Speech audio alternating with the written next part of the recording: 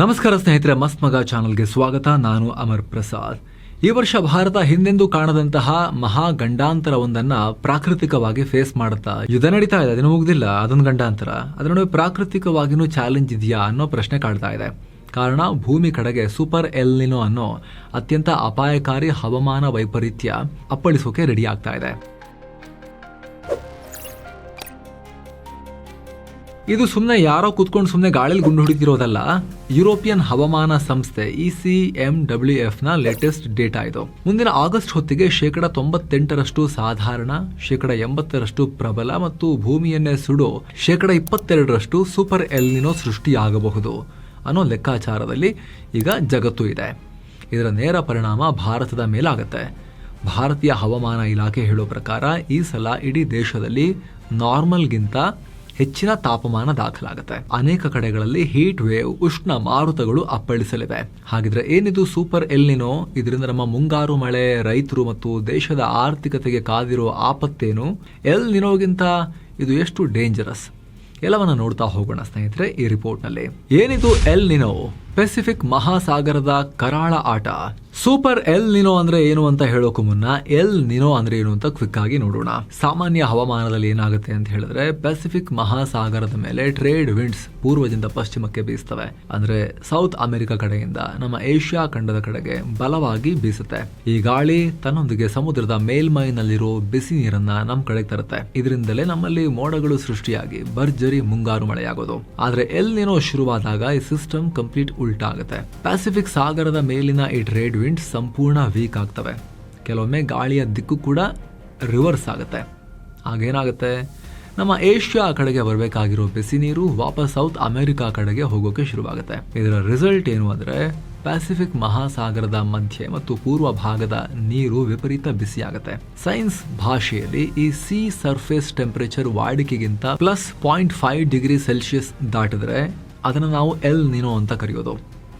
ಭೂಮಿಯ ಹವಾಮಾನದ ನಿಯಮದ ಪ್ರಕಾರ ಎಲ್ಲಿ ಸಮುದ್ರದ ನೀರು ಬಿಸಿಯಾಗಿರುತ್ತೋ ಅಲ್ಲಿ ಹೆಚ್ಚು ಮೋಡಗಳು ಸೃಷ್ಟಿಯಾಗ್ತವೆ. ಪ್ಯಾಸಿಫಿಕ್ ಬೆಂಕಿಯ ಸುಳಿ. ನಾರ್ಮಲ್ ಎಲ್ ನಿನೋ ಈಗ ಸೂಪರ್ ಆಗಿದ್ದು ಹೇಗೆ? ಯಾವಾಗಲೂ ಎಲ್ ನಿನೋ ಅಂತ ಹೇಳ್ತಿದ್ರು, ಈ ಸಲ ಸೂಪರ್ ಆಗಿದ್ದು ಹೇಗೆ? ಸೂಪರ್ ಎಲ್ ನಿನೋ ಅದನ್ನ ಅರ್ಥ ಮಾಡ್ಕೋಬೇಕು. ವಾಡಿಕೆಗಿಂತ ಕೇವಲ +0.5 ಡಿಗ್ರಿ ಸೆಲ್ಸಿಯಸ್ ಹೆಚ್ಚಾದ್ರೆ ಅದನ್ನ ಎಲ್ ನಿನೋ ಅಂತ ನಾವು ಕರಿತೀವಿ ಅಂತ ಹೇಳಿದ್ವಿ. ಆದರೆ ಈ ಟೆಂಪರೇಚರ್ ಏರಿಕೆ +2 ಡಿಗ್ರಿ ಸೆಲ್ಸಿಯಸ್ ದಾಟಿದ್ರೆ ಆಗ ಅದು ಸಾಧಾರಣ ಎಲ್ ನಿನೋ ಆಗಿರೋದಿಲ್ಲ, ಅದು ಸೂಪರ್ ಎಲ್ ನಿನೋ ಆಗುತ್ತೆ. ಇದರ ಬಗ್ಗೆನೇ ವಿಜ್ಞಾನಿಗಳು ಈಗ ಎಚ್ಚರಿಕೆ ಕೊಟ್ಟಿರೋದು. ಈಗ ವಿಜ್ಞಾನಿಗಳು ಕೊಡ್ತಿರೋ ಟೈಮ್ ಲೈನ್ ಡೇಟಾ ಪ್ರಕಾರ ಜೂನ್ 2026ರಿಂದ ಆಗಸ್ಟ್ ಒಳಗಾಗಿ ಸಾಗರ ಮತ್ತು ವಾತಾವರಣ ಸಂಪೂರ್ಣವಾಗಿ ಒಗ್ಗೂಡ್ತವೆ. ಸೈನ್ಸ್ ಭಾಷೆಯಲ್ಲಿ ಇದನ್ನ ಫುಲ್ಲಿ ಕಪಲ್ಡ್ ಸ್ಟೇಟ್ ಅಂತ ಹೇಳ್ತಾರೆ.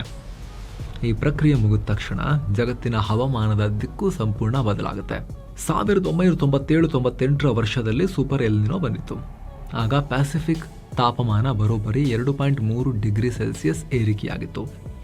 ಇದರ ಪರಿಣಾಮ ಇಡೀ ಜಗತ್ತಿನ ಸರಾಸರಿ ತಾಪಮಾನ 0.6 0.8 ಡಿಗ್ರಿ ಸೆಲ್ಸಿಯಸ್ ಏರಿಕೆಯಾಗಿತ್ತು. ಇದಾದ್ಮೇಲೆ 2015-16ರಲ್ಲಿ ಮತ್ತೊಮ್ಮೆ ಸೂಪರ್ ಎಲ್ ನಿನೋ ಬಂತು.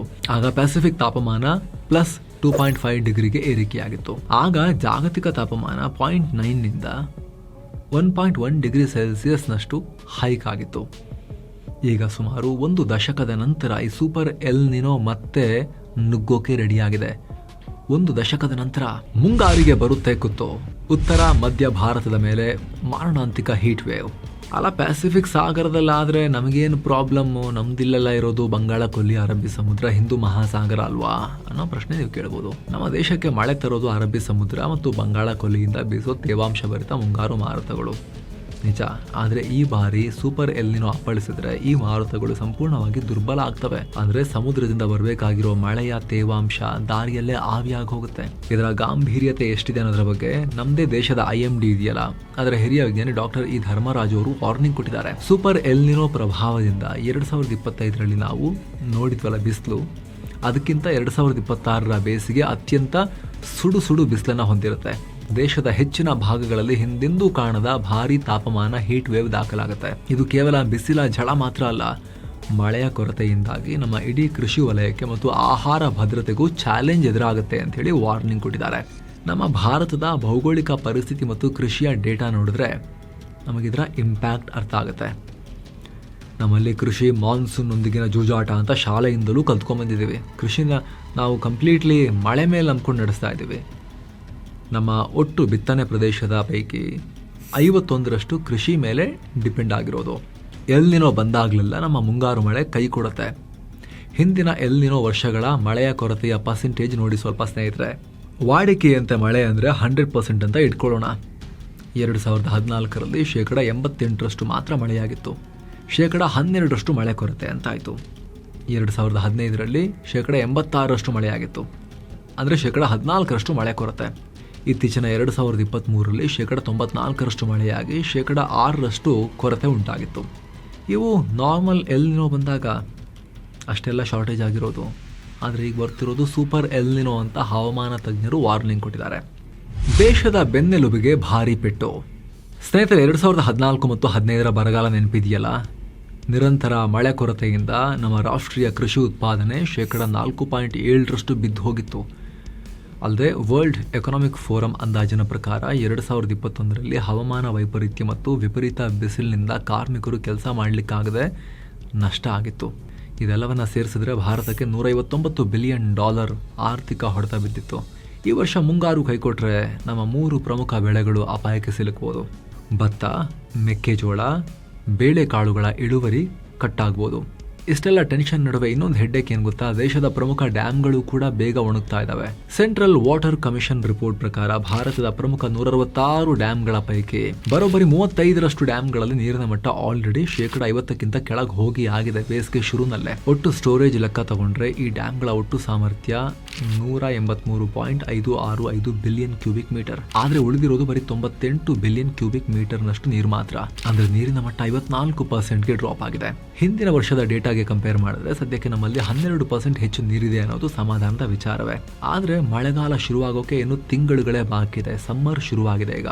ಹೀಗಿರುವಾಗ ಸೂಪರ್ ಎಲ್ನಿನೋ ಬಿಸಿಲಿನ ತಾಪಮಾನ ಏರಿಸ್ತಾ ಹೋದ್ರೆ ಈ 54% ನೀರು ಕೂಡ ಬೇಗ ಬೇಗ ಆವಿಯಾಗಿ ಕೃಷಿ ಮಾತ್ರ ಅಲ್ಲ, ಕುಡಿಯೋ ನೀರಿಗೂ ಲಾಸ್ಟ್ ಇಯರ್ ಬೆಂಗಳೂರಲ್ಲಿ ಏನಾಗಿತ್ತು ಹೇಳಿ? ಟ್ಯಾಂಕರ್ ಗಲಾಟೆ ಆಗಿತ್ತಲ್ಲ, ಆ ಥರ ಆಗುತ್ತಾ ಅನ್ನೋ ಟೆನ್ಷನ್ ಇದೆ, ಚಿಂತೆ ಇದೆ. ಇದ್ರ ಬಗ್ಗೆ ಡೀಟೇಲ್ ಆಗಿ ಮಾಹಿತಿ ಕೊಟ್ಟಿದ್ದೀವಿ ಸ್ನೇಹಿತರೆ. ಡೇಟಾ ಸಮೇತ ವರದಿಗಳ ಅಂಶಗಳನ್ನು ಆಧರಿಸಿ, ತಜ್ಞರ ಹೇಳಿಕೆಗಳನ್ನು ಆಧರಿಸಿ ನಿಮಗೆ ಮಾಹಿತಿಯನ್ನು ಕೊಟ್ಟು ಅಲರ್ಟ್ ಮಾಡೋ ಪ್ರಯತ್ನ ನಾವು ಮಾಡಿದ್ದೀವಿ. ಇದನ್ನು ಪ್ರತಿಯೊಬ್ಬರಿಗೂ ಕೂಡ ಶೇರ್ ಮಾಡಿ, ಮುಖ್ಯವಾಗಿ ರೈತರಿಗೆ ಶೇರ್ ಮಾಡಿ, ಅವ್ರಿಗೂ ಕೂಡ ಐಡಿಯಾ ಇರಲಿ ಏನು ಬರ್ತಾ ಇದೆ ಅಂತ ಹೇಳಿ. ಹಾಗೆ ಸ್ನೇಹಿತರೆ, ನಮ್ಮ ಪ್ರಯತ್ನ ನಿಮಗೆ ಇಷ್ಟ ಆಗ್ತಾ ಇದ್ದರೆ ವಿಡಿಯೋ ಕೆಳಗಿರೋ ಜಾಯಿನ್ ಬಟನ್ ಮೂಲಕ ಆಸಕ್ತ ವೀಕ್ಷಕರು ಮಸ್ತ್ ಮಗ ಪ್ರೀಮಿಯಂ ಮೆಂಬರ್ಸ್ ಆಗ್ಬೋದು. ಎಲ್ಲ ಮೆಂಬರ್ ಓನ್ಲಿ ವೀಡಿಯೋಸನ್ನು ಕೂಡ ನೋಡೋಕೆ ಶುರು ಮಾಡ್ಬೋದು. ಆಸಕ್ತರು ವಿಡಿಯೋ ಕೆಳಗಿರೋ ಜಾಯಿನ್ ಬಟನ್ ಮೂಲಕ ಕನ್ಸಿಡರ್ ಮಾಡ್ಬೋದು. ಮತ್ತೆ ಭೇಟಿ ಆಗ್ತಿರೋಣ. ನಮಸ್ಕಾರ.